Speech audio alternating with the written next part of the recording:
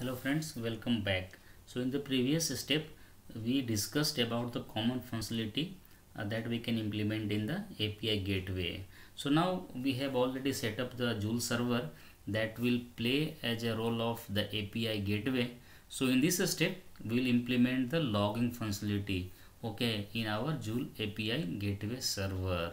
So the logging functionality will be implemented for all the microservices that are going through the Joule logging filter. So let's go and implement the logging in the Joule API gateway.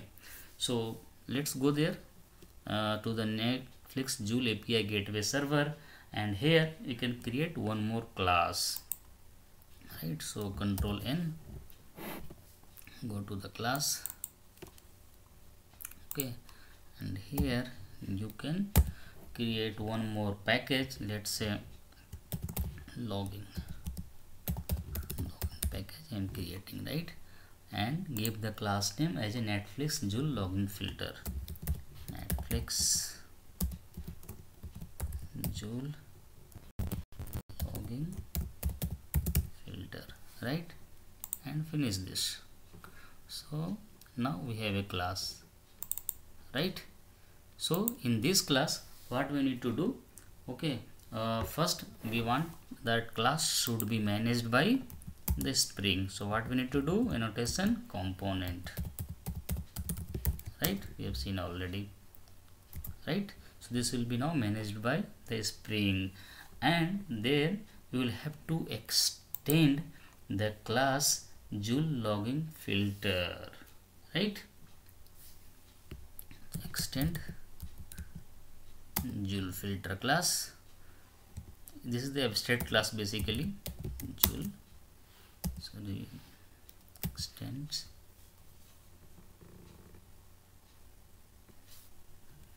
Joule logging filter.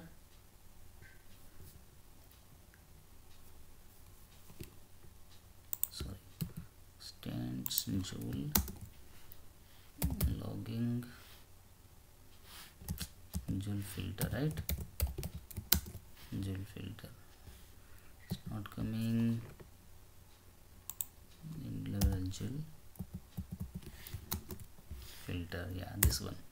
Okay, since this is the abstract class, some of the method is also abstract method. So if you are extending that class, you will have to implement all the abstract method. Then control 1, okay, add unimplemented method.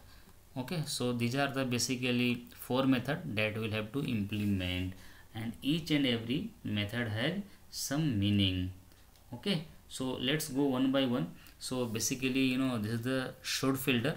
So if you don't want to microservices go through the Joule gateway server, then you can return as a false, but I want to make it true, right? So this will check all the requests and decides whether the filter should be executed or not, right? Let's make it true, and thereafter run method. So this is the main method. So whatever the logic will be written here, okay, that will be executed whenever your microservices request is going via the Joule gateway server. Okay, so we'll see here how you can implement the logger functionality. And there is a filter type. So filter type method basically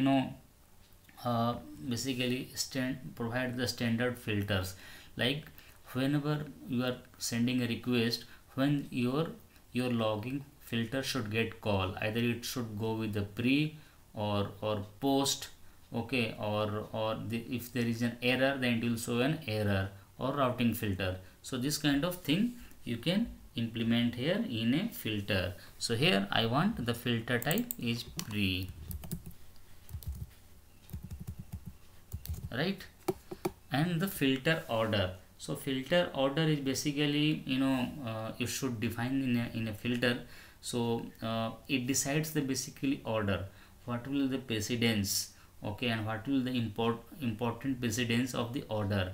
So the filter order, it's need to be does not need to be a sequential, but you must define the filter order. So how you can define this? So let's say if you want the filter order set to 1, so you can return 1 here, right? So basically you are setting filter order to 1, right?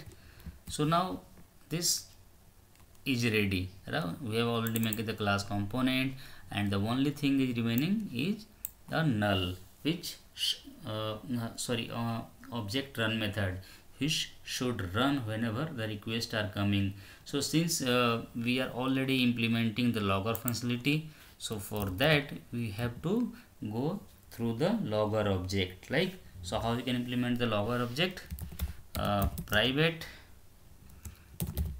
logger, right? This is how we implement, correct? And logger factory,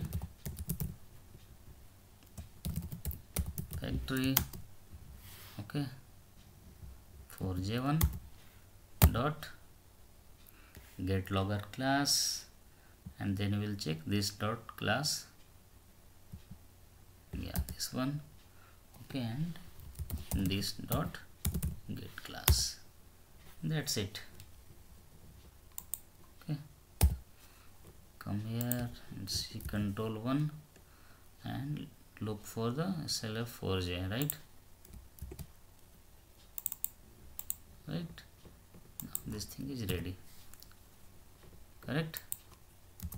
Now come to the our run method, where all the logic need to implement here. So we want, like, whenever you are sending HTTP request, your current HTTP request, that should be handled by the run method, and it should print the details of the request in the log.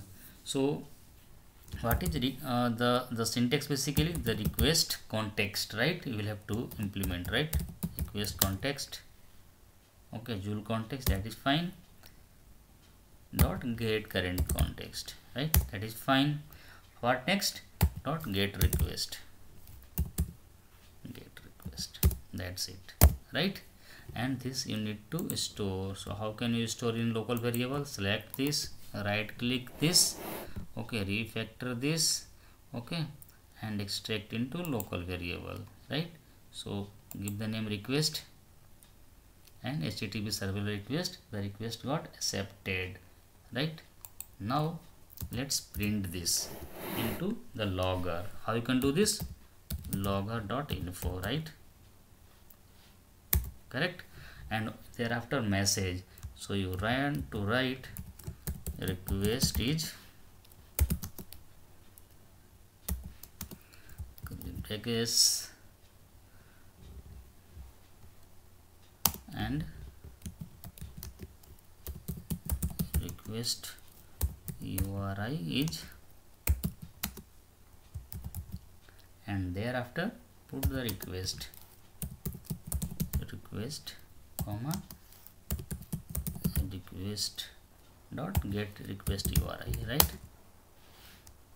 Sorry, here to be, thereafter get dot get request URI, this one, right? That's it, and our job is done. So whenever the request is hitting to the gateway server, okay, for the logger, it will come here and it will print, and before that it will check should filter the request should get executed or not. So if it is returning false, this will not get executed. If it's returning true, this will get executed. Filter type pre. So before hitting the request, I want to execute this run method. If I will put post here, it will after execution these things will get printed in the logger information. If I put error here, then if the error sum comes, then these things will get logged into the message. So as per your requirement, you can implement the filter type and the filter order. Okay, so that's all about the filter implementation that we have done so far. So you must remember the step, like you just need to extend the Joule filter abstract class, and since this is the abstract class, inside there is a 4 abstract method that you need to override all these method. Okay, and thereafter you need to make this class component so that let Spring manage the life cycle of this class. Okay, and thereafter we need to give the instructions to all the four overridden method what the Joule API server should do. Okay, so in the next step we'll see how you can handle the request using the Joule and how you can print in the information in the log. So if you have time, see you in the next step. Bye bye.